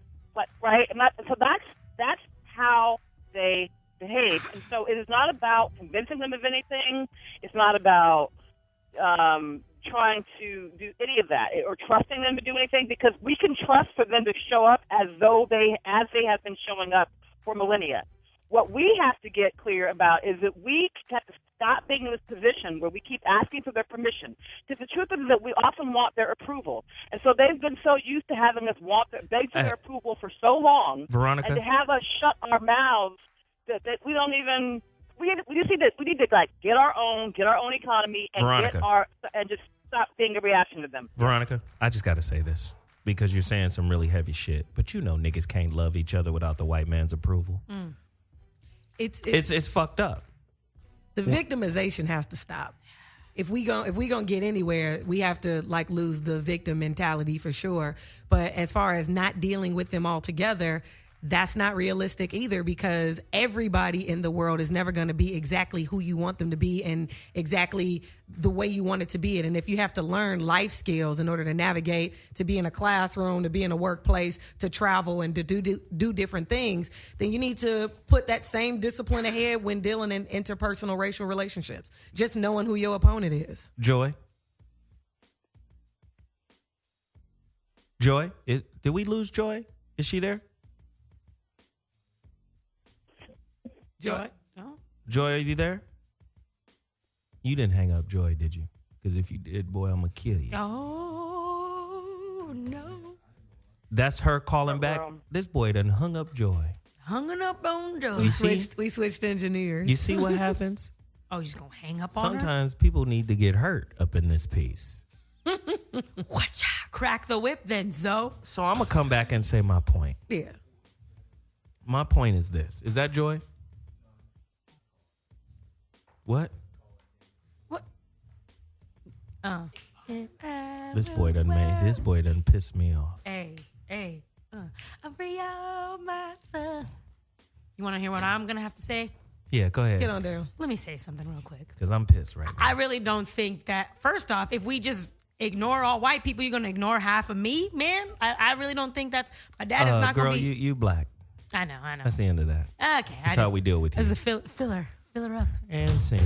You just gonna give up that quick? Though? Don't give up. And I'm Fight out. for it, Man, I'm a little under the weather, so I'm cool with that. So Let me just say this. Veronica said something that was very important. It's not about what they're gonna do. It's about what we're gonna do. And when I come back, and when I say this, I mean this. There won't be any black community or black togetherness or unity if all of our definitions for life come from them. Exactly. The American dream is Just something we want too. The dream, whatever. Acceptance, the country club, the house in Palisades, right? We won't have anything as long as this, I got married through this institution. I went to this university. I went to all of the standards and narratives that make up a good life. If you never ask the question, who authored this shit? And why is it important to me? If you're not the author of your own life happiness, then, we're never going to be a collective force. And that's the part that's disheartening. Did we get Joy back? I'm back. I don't know what happened. You all, It was this so boy. Was there a question that I missed? Zoe turned into going a to call her. What was the question I asked? The question was, should we just not deal with white people altogether? When Joe called, he said that we know how they are. We need to just accept them for who they are. They're dishonest. They're not going to own up to it. So let's just not deal with them altogether. Let's just say, screw them. I mean, Elijah Muhammad been saying this for years. Farrakhan has been saying total separation. Is that the key? No, I don't think so. I don't believe that, not even a little bit. And part of it is because, again, you start talking, and you talked earlier about context. And we have to look at the world with a different trajectory. Again, I'm looking at the future. I'm 58 years old. There's certainly a period at the end of Joy's life, and I may not hit the tape in this race, sure, but I don't believe that the answer lies in trying to impose a separation when everything in the world is dissolving those boundaries. So it's a matter of really coming to grips with our humanity, our qualities as beings. We have to be bigger. I mean, we all have to be bigger. And bigger implies that you see that the world ends at the edge of your nose. We all have a right to be where we are and who we are. And we have to figure out how to engage in a fair and just way. Now, I'm one of those people where I've given up on, trying to get people to like me. I mean, I don't even care about that at this point. Right. I'm over 50. After 50, you don't care what people think. Right. So I've reached a point where it's not about you liking me. But it's about me insisting that you treat me with respect and dignity. That I don't have to earn. That I was born deserving. Right. And that's something that I think is intrinsic to being human. Everyone has a right to be treated with respect and dignity. And, if you act out or you're crazy or you got other issues or you're having some kind of aberrant behavior, we might have to deal with that. But intrinsically, as a human being, I have those rights. And until that gets reached, see, these are all layers, but until that level of recognizing people's inherent dignity as human beings, we got a long way to go. Racism being one of those other issues. We can look at Oprah made that statement, which is so true. America has a lot of problems, but you probably don't want to be born a girl anywhere else. Right. Right. That's how Right. Man. So let's be clear that there are other folks, little girls that are getting sold away, married off to people in their 50s and 60s at 7, 8 years old. Right. So we have to understand that the world moves very differently, and I think again we have to grow as a humanity. But the idea of separating out because people are behaving badly, that's not going to work. One, and I really do believe that future generations are going to get at least part of this right. That they're not going to be moving and functioning. I grew up at a time when the most important thing in your house was the encyclopedia. You know what I'm saying? I remember those encyclopedias. That's right. And everybody was waiting for, when mom and dad died, who was going to get the encyclopedia? You know what I mean? And I remember, trying to find out if something was a fact. My dad used to walk around with the almanac. He would argue with all the guys in the barbershop. But now information and knowledge is at our fingertips. We don't have to remain ignorant or in these bubbles anymore. And that's what folks were speaking to earlier. You can decide to be stupid, but you will know that you're being stupid because Right. the information is right there. Right. You know what I'm saying? Right. No, and that's powerful right there. And people have to remember this. Math and science is real knowledge, right? These ideas and concepts that come through these Western people, you don't have to see that shit as the truth. They already told you history was a lie. History goes to the sport. It's whoever wins the war gets to rewrite that. Napoleon told you that. Who's never at ground zero? Whoever at ground zero. Oh, we rewriting all of this shit. Bring me your holy book so I can burn them. Right? Right. We rewriting all this. So my thing for black people, the best way to stop being a victim in a white supremacist society is to renounce all of their narratives. Yeah, exactly. So, what do you mean, Christopher Columbus? Fuck him and you. I don't believe in none of that. Right? Number one. That's number one, right? We don't believe in none of that. Speak the truth. You got to speak the truth. And you got to come at their neck with it. That's how I got this spot on the TV show. I was on the basketball court with my homeboy Marcus King. Marcus King used to be Jamie Foxx's manager. And King was like, I got to put this dude on TV because every time I went out there, it was a bunch of old white men and brothers. And typically the brothers would be on the brothers' team and the white men would be on the white men's team. So I would come out and just start clowning. This shit is racial. It's the Moors against the Christians. And one old white man, his name is Buster. Sound like an old white man. He sound like a old, Buster, he too. wealthy, used to be an actor, friends. He's from Arkansas, friends with Clinton. My God. He was like, oh, no, I don't want you guys to be the Moors. You guys won all of the Crusades. And I said, how your white ass know our history? And he was like, oh, I know the history now. I don't want to be the Christians because y'all won all of the Crusades. Did you see that? So my thing is they know your shit. We don't even. And all you know is their version of their shit. So That's right. you got to. Man. That's the bullshit Those who right don't there. know their history are doomed to repeat it. I feel like we coming into that era. So listen, we got a gang of callers. Let's get these callers on. We up here tripping right now. Let's get them in. Line 3, Staten Island. Quinn, you're on the Voice of Reason. Holla. Quinn. Medicine woman. Here we go. No. Quinn, you got 2 seconds. Well, 1 second. Quinn. All right, bye. All right, let's go to line 6. Miss Lips from Arizona. Miss Lips in the my building. What girl. up? It's been a minute. Miss Lips. Yo, I'm pissed the fuck off. Girl, get it. Man, I'm going to just step back and let you do this. We gonna step back. Go a in. nigger. Go in. Jeff, I will announce this, and I want to say this for all my black people. Jeff is a nigger. He's a nigger. He's a nigger. How dare you put a black man out because you're threatened? That's the most racist shit inside of a classroom where you're supposed to learn. That's the most racist shit. Though he's so lucky I ain't in that studio, I would have threw that goddamn microphone in his ass. Whitney, I know you have white, but I mean the nigga inside of you should have been like, motherfucker, kiss my ass. You know what I'm saying?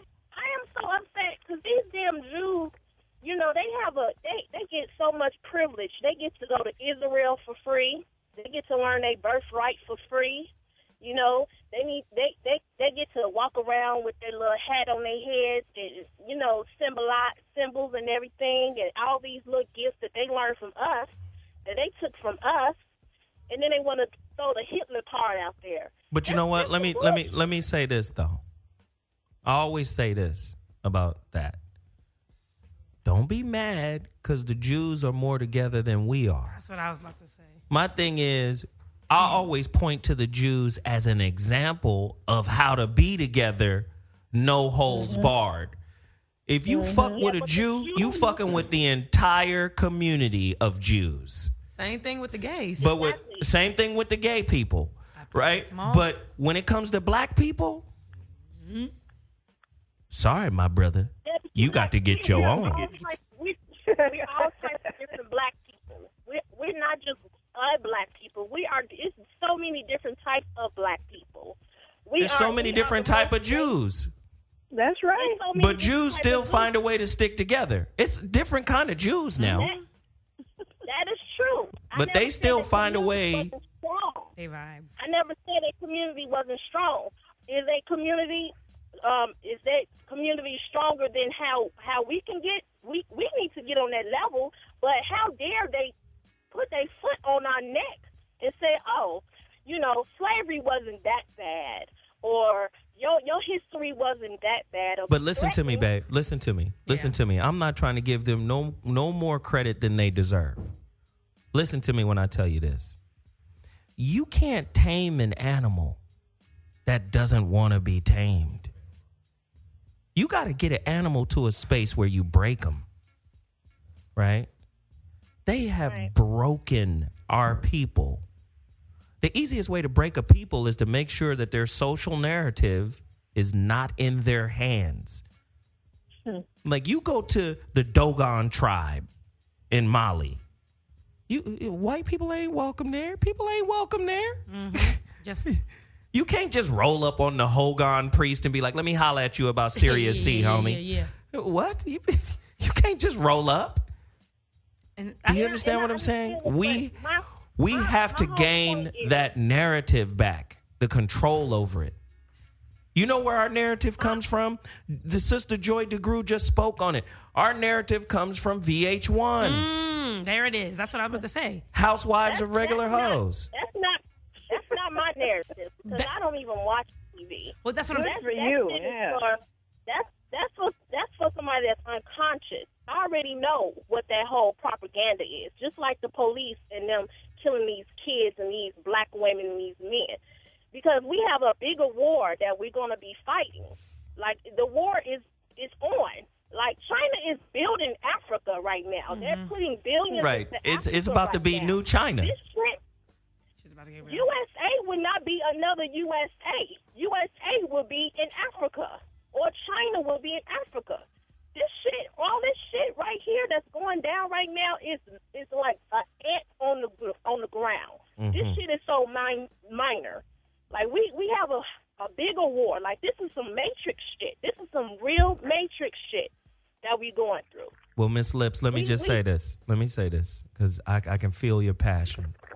And you know we love you to death. You know you can call anytime. I love y'all Jeff, but Jeff pissed me off because I work with Jews too, and they look at me like I'm second class, bitch. I'm first class. You feel me? Up in the front with the seat reclined. I appreciate you, baby. It's all right. It is all good. You can always call me and vent. I appreciate it, babe. All right, Jeff's still a nigga. Okay, well there you go. Listen, let's not. And that's another thing. I like that word. We can't give white people nigga. That's my thing. That's our word. That's my thing, man. That's our shit. And I always say this, man. The information is out there. Karis, one did some information on the word. I got some friends who are into linguistics. That word is ours. That is a stroke of genius to take the word nigga and say it means ignorant, according to Webster. If you notice, whenever you're talking to anybody who talks about the word nigga, they only go back as far as Spain. Oh, it's from the Spanish word. No, it goes farther than that. We got fucking countries in Africa called Niger and Nigeria. Boom. What does that mean? I asked a Nigerian, I don't even know what Nigeria. Nigga, you from Niger. How you not know? And when you look it up, you look up the word Niger. What is it? Nigeria. It's the feminine pronunciation. It means queen. Niger means king. The Egyptians had Netger, N-G-R, nigger. It meant God, for Christ's sake. The Ethiopians had Negus, Negus.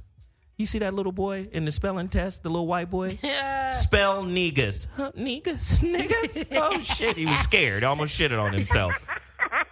And could you tell me the origin of the word? It's Ethiopian. It means Ethiopian king.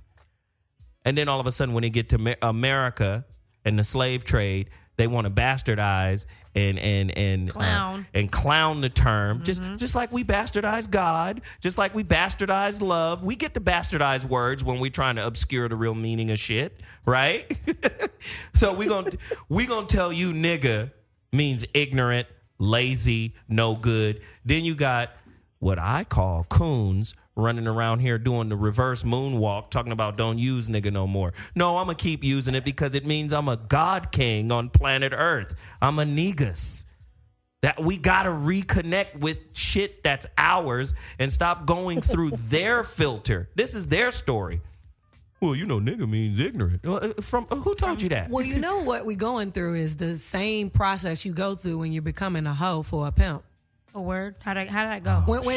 Come on Now now. we know. You gotta go there. Okay, When let's see. you a pimp and you have a stable, you gotta break your hoes. Okay. You gotta I'm gonna write make this them down. believe. I'm serious. You gotta make them believe No wonder our women don't respect us. You got to make them believe. We the white man's that male you gonna hoe. take care of them. You got to make them believe that they can't do no better than you. You got to make them feel like they need you, even though it's their bodies that they prostituting and they giving you the money. Wow.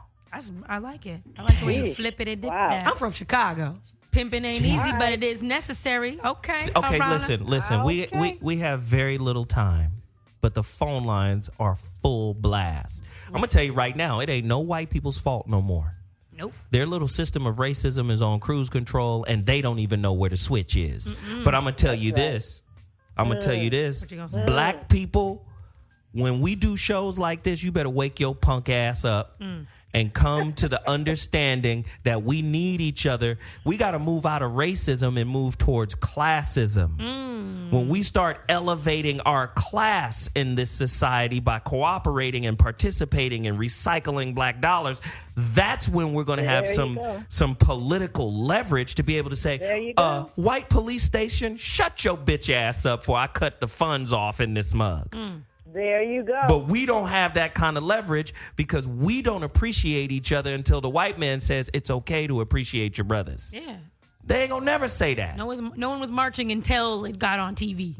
You know what? Come on. Like I said, white people got so much power right now when it comes to racism. They can step up and say, you know what? It's our fault. But why would they?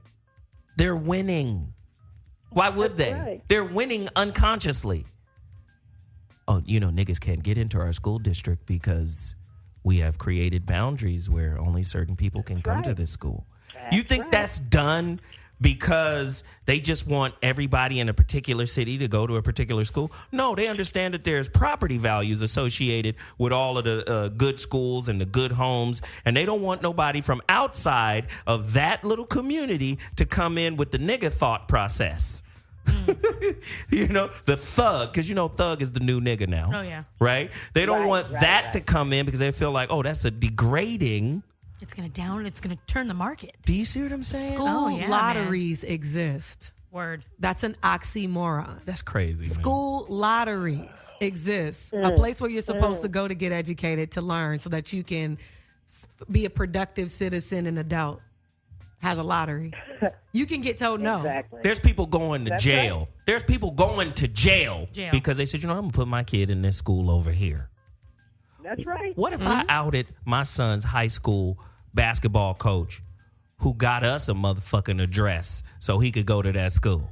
What if I outed his white ass? Well, I think you just did. But, did I do that? I think it just happened. Surely did, goddammit. Shout out to that guy because we are killing it at Auburn. Yes. Yes. Woo. Man, I'm sorry. I'll be turned up right now. Let's go to line 2. Daniel from Cleveland. You're in the building. Pimp.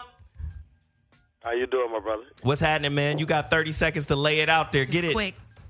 All right, I just got one quick question, man. I've only been conscious probably here about 3 months, 4 months, so, and I'm still angry as hell. But help me out. How can I stop seeing that white Jesus when I close my eyes?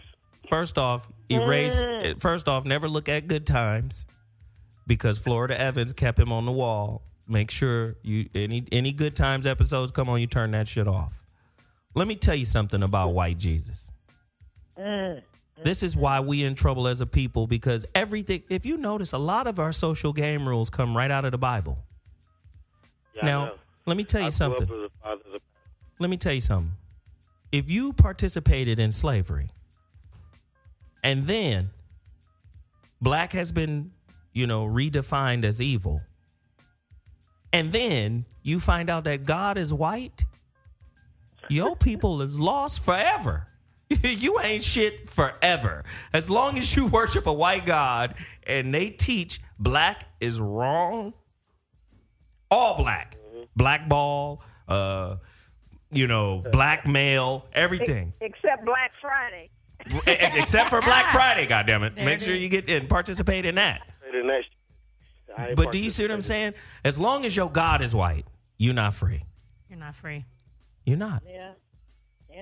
So how do I erase the image? First off, understand that it's just an image.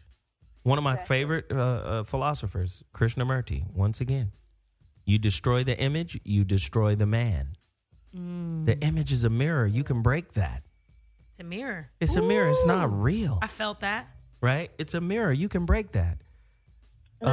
Who was that? Pope Alexander, whose son Cesare Borgia.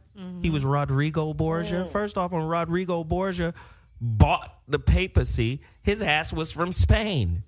And the Italians in Italy called him the white ape. Whoa. You know why they called him the white ape? Why is that? Because he had Moorish blood in him. He was from Spain.